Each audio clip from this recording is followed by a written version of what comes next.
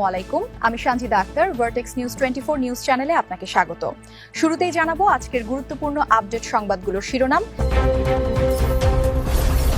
Israeli সামরিক বাহিনীর সদর দপ্তরের কাছে ইরানি ক্ষেপণাস্ত্রের আঘাত। ইসরায়েলের তেল আবিবে কিরিয়া সামরিক ঘাঁটির কাছে একটি ইরানি ব্যালিস্টিক ক্ষেপণাস্ত্রের দুটি ক্লাস্টার ওয়ারহেড আঘাত হেনেছে। এই ঘাঁটি ইসরায়েলি সামরিক বাহিনীর সদর দপ্তর হিসাবে ব্যবহার করা হয়। শনিবার এই হামলায় ওই ঘাঁটির পাশের একটি পার্কিং লট এবং নিকটবর্তী একটি স্কুল ক্ষতিগ্রস্ত হয়েছে। ইরান থেকে ভারতের তেল আমদানিতে নেই কোনো বাধা। মধ্যপ্রাচ্যের ক্রমবর্ধমান অস্থিরতা সত্ত্বেও ইরান থেকে ভারতের অপরিশোধিত তেল আমদানিতে কোনো নেতিবাচক প্রভাব পড়েনি। ভারত সরকার স্পষ্টভাবে জানিয়ে দিয়েছে, বর্তমানে ইরান থেকে তেল সরবরাহের ধারা স্বাভাবিক রয়েছে এবং ভবিষ্যতে এটি অব্যাহত রাখতে প্রয়োজনীয় সব ব্যবস্থা নেওয়া হয়েছে। যুক্তরাষ্ট্রে কাশেম সোলাইমানির ভাগিনে ও নাতনি গ্রেপ্তার। যুক্তরাষ্ট্রের ফেডারেল এজেন্টরা ইরানের প্রয়াত জেনারেল কাশেম সোলাইমানির ভাতিজি এবং নাতনিকে গ্রেপ্তার করেছে। মার্কিন স্টেট ডিপার্টমেন্টের দেওয়া এক বিবৃতিতে এই তথ্য নিশ্চিত করা হয়েছে। দ্য টেলিগ্রাফের বিশ্লেষণ। চীনের জ্বালানিতে শক্তি পাচ্ছে ইরানের ব্যালিস্টিক ক্ষেপণাস্ত্র। মধ্যপ্রাচ্যে উত্তেজনা যখন ক্রমেই তীব্র হচ্ছে, ঠিক তখনই চীন থেকে রাসায়নিক বহনকারী একাধিক জাহাজ ইরানে পৌঁছানোর ঘটনা নতুন করে আলোচনায় এসেছে। যেভাবে বন্ধ হতে পারে যুদ্ধ, জানালেন ইরানের পররাষ্ট্রমন্ত্রী। ইরানের পররাষ্ট্রমন্ত্রী আব্বাস আরাগচি জানিয়েছেন, মধ্যপ্রাচ্যে বর্তমানে তাদের ওপর চাপিয়ে দেওয়া অবৈধ যুদ্ধ বন্ধের জন্য তেহরান একটি চূড়ান্ত এবং দীর্ঘস্থায়ী সমাধানের উপর গুরুত্ব দিচ্ছে। সামাজিক যোগাযোগ মাধ্যম এক্সে দেওয়া এক বিবৃতিতে তিনি স্পষ্ট করেন, ইরান এমন কোনো শর্ত বা প্রক্রিয়ার পক্ষে নয় যা কেবল সাময়িক স্বস্তি দেয়, বরং তারা এই যুদ্ধের একটি চূড়ান্ত সমাপ্তি চায়। যুক্তরাষ্ট্রের ৪৮ ঘণ্টার যুদ্ধবিরতি প্রস্তাব ফিরিয়ে দিল ইরান। যুক্তরাষ্ট্রের পক্ষ থেকে প্রস্তাবিত ৪৮ ঘণ্টার একটি যুদ্ধবিরতি প্রস্তাব প্রত্যাখ্যান করেছে ইরান। শুক্রবার ৩ এপ্রিল দেশটির আধা সরকারি বার্তা সংস্থা ফার্স নিউজ এজেন্সির বরাত দিয়ে রয়টার্স এই তথ্য জানিয়েছে। এই ছিল আজকের গুরুত্বপূর্ণ আলোচিত সংবাদের শিরোনামগুলো। এখন বিস্তারিত সংবাদে আসছি, তবে তার আগে অনুরোধ রইল ভিডিওতে একটি লাইক দিয়ে চ্যানেলটি সাবস্ক্রাইব করুন এবং কমেন্টে জানিয়ে দিন আপনি কোন জায়গা বা কোন দেশ থেকে আমাদের সংবাদগুলো দেখছেন। ইসরায়েলি সামরিক বাহিনীর সদর দপ্তরের কাছে ইরানি ক্ষেপণাস্ত্রের আঘাত। ইসরায়েলের তেল আবিবে কিরিয়া সামরিক ঘাঁটির কাছে একটি ইরানি ব্যালিস্টিক ক্ষেপণাস্ত্রের দুটি ক্লাস্টার ওয়ারহেড আঘাত হেনেছে। এই ঘাঁটি ইসরায়েলি সামরিক বাহিনীর সদর দপ্তর হিসাবে ব্যবহার করা হয়। শনিবার এই হামলায় ওই ঘাঁটির পাশের একটি পার্কিং লট এবং নিকটবর্তী একটি স্কুল ক্ষতিগ্রস্ত হয়েছে। এ ঘটনায় ৫০ বছর বয়সী এক ব্যক্তি সামান্য আহত হয়েছেন।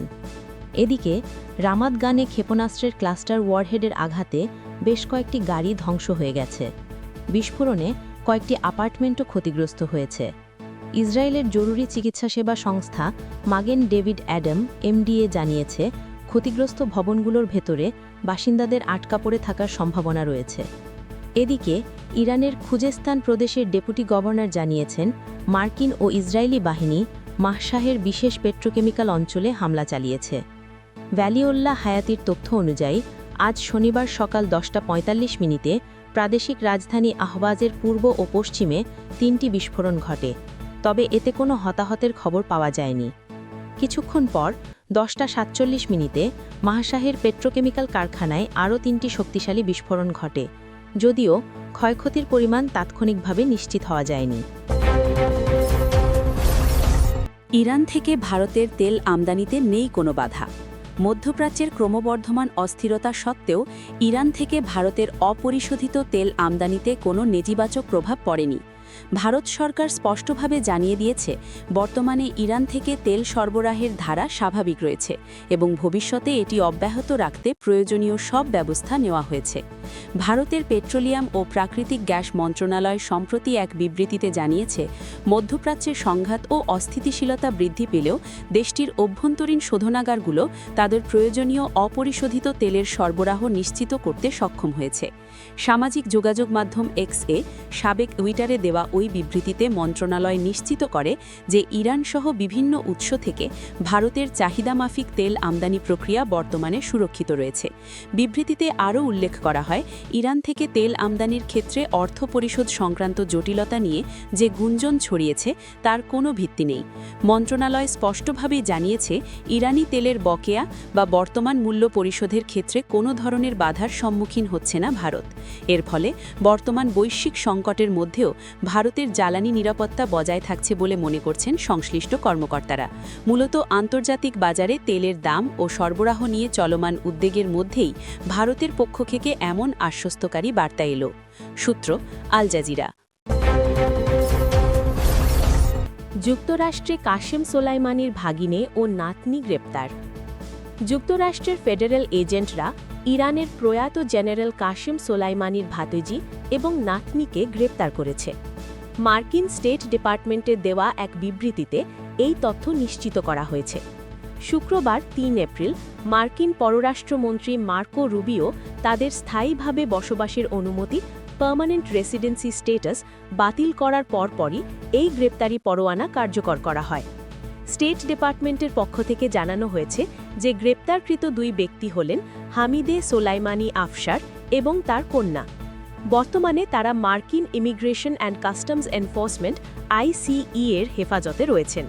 গত কয়েক বছর ধরেই ইরান ও যুক্তরাষ্ট্রের মধ্যে চলমান কূটনৈতিক এবং সামরিক উত্তেজনার প্রেক্ষাপটে এই গ্রেপ্তারের ঘটনাটি বেশ তাৎপর্যপূর্ণ বলে মনে করা হচ্ছে।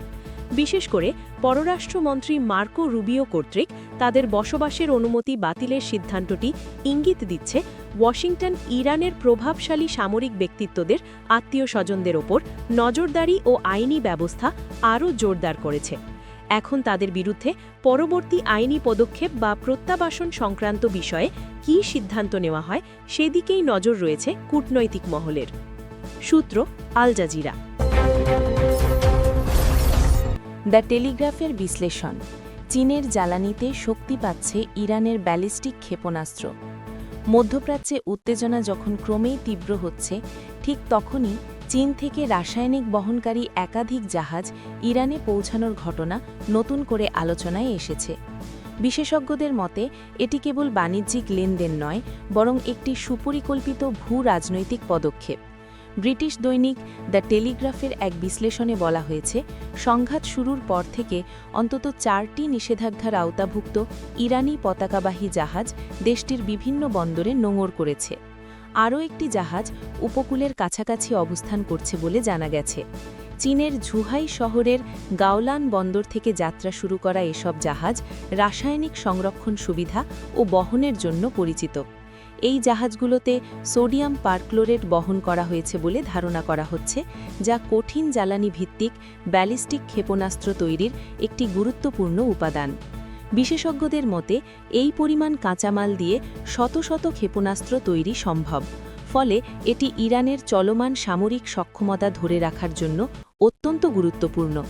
মধ্যপ্রাচ্যের নিষেধাজ্ঞা নিয়ে কাজ করা মার্কিন বিশেষজ্ঞদের ভাষ্য অনুযায়ী সংঘাতের এই পর্যায়ে ইরান দ্রুত তাদের ক্ষেপণাস্ত্রের মজুদ পুনর্গঠনের চেষ্টা করছে এবং এই ধরনের আমদানি সেই চেষ্টারই প্রতিফলন। এদিকে যুক্তরাষ্ট্রের গোয়েন্দা সূত্র CNN-কে জানিয়েছে, ইরানের প্রায় অর্ধেক ক্ষেপণাস্ত্র উৎক্ষেপণ ব্যবস্থা এখনও অক্ষত রয়েছে, যা পূর্বের কিছু দাবির সঙ্গে সাংঘর্ষিক। এই প্রেক্ষাপটে নতুন করে কাঁচামাল আমদানি ইঙ্গিত দিচ্ছে যে দেশটি আংশিক ক্ষতিগ্রস্ত হলেও পুরোপুরি উৎপাদন ক্ষমতা হারায়নি। বিশেষজ্ঞরা মনে করছেন, ইরান হয়তো বিকল্প বা ছড়িয়ে থাকা উৎপাদন ব্যবস্থার মাধ্যমে কার্যক্রম চালিয়ে যাচ্ছে। যেভাবে বন্ধ হতে পারে যুদ্ধ, জানালেন ইরানের পররাষ্ট্রমন্ত্রী। ইরানের পররাষ্ট্রমন্ত্রী আব্বাস আরাগচি জানিয়েছেন, মধ্যপ্রাচ্যে বর্তমানে তাদের ওপর চাপিয়ে দেওয়া অবৈধ যুদ্ধ বন্ধের জন্য তেহরান একটি চূড়ান্ত এবং দীর্ঘস্থায়ী সমাধানের উপর গুরুত্ব দিচ্ছে। সামাজিক যোগাযোগ মাধ্যম এক্সে দেওয়া এক বিবৃতিতে তিনি স্পষ্ট করেন, ইরান এমন কোনো শর্ত বা প্রক্রিয়ার পক্ষে নয় যা কেবল সাময়িক স্বস্তি দেয়, বরং তারা এই যুদ্ধের একটি চূড়ান্ত সমাপ্তি চায়। আরাগচি তার বক্তব্যে মার্কিন সংবাদ মাধ্যমগুলোর কঠোর সমালোচনা করে বলেন, ইরানের অবস্থান নিয়ে পশ্চিমা মিডিয়া ভুল তথ্য প্রচার করছে। বিশেষ করে পাকিস্তানের সঙ্গে কূটনৈতিক সম্পর্কের বিষয়ে সৃষ্ট বিভ্রান্তি দূর করে তিনি জানান, ইরান সরকার পাকিস্তানের প্রতি সর্বদা কৃতজ্ঞ এবং ইসলামাবাদ সফরের প্রস্তাব প্রত্যাখ্যান করার যে খবর ছড়িয়েছে তা সম্পূর্ণ ভিত্তিহীন। পররাষ্ট্রমন্ত্রীর এই বার্তা থেকে এটি স্পষ্ট যে ইরান বর্তমানে কৌশলগতভাবে কেবল যুদ্ধবিরতি নয়, বরং দীর্ঘমেয়াদী নিরাপত্তার শর্তাবলী নিশ্চিত করতে আগ্রহী। তিনি জোর দিয়ে বলেন, ইরানের প্রধান লক্ষ্য হচ্ছে তাদের ওপর চাপিয়ে দেওয়া এই অবৈধ সংঘাতের অবসান ঘটানো এবং এর জন্য প্রয়োজনীয় ও স্থায়ী শর্তগুলো কার্যকর করা। মূলত আন্তর্জাতিক মহলে ইরানের প্রকৃত অবস্থান তুলে ধরতেই আরাগচি এই বিষয়গুলো পুনরায় স্পষ্ট করেছেন। সূত্র আল জাজিরা। যুক্তরাষ্ট্রের ৪৮ ঘণ্টার যুদ্ধবিরতি প্রস্তাব ফিরিয়ে দিল ইরান।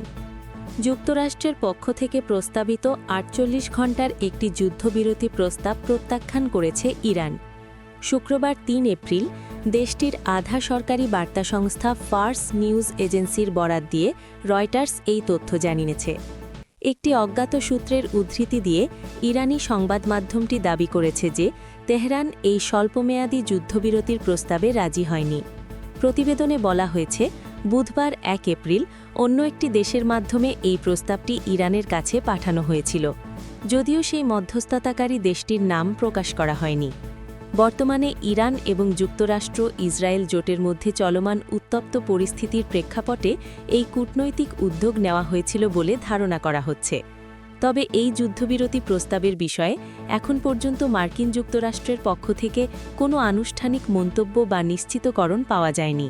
তেহরানের এই প্রত্যাখ্যানের ফলে মধ্যপ্রাচ্যের চলমান সংঘাতময় পরিস্থিতির প্রশমন ঘটবে কিনা তা নিয়ে নতুন করে অনিশ্চয়তা তৈরি হয়েছে।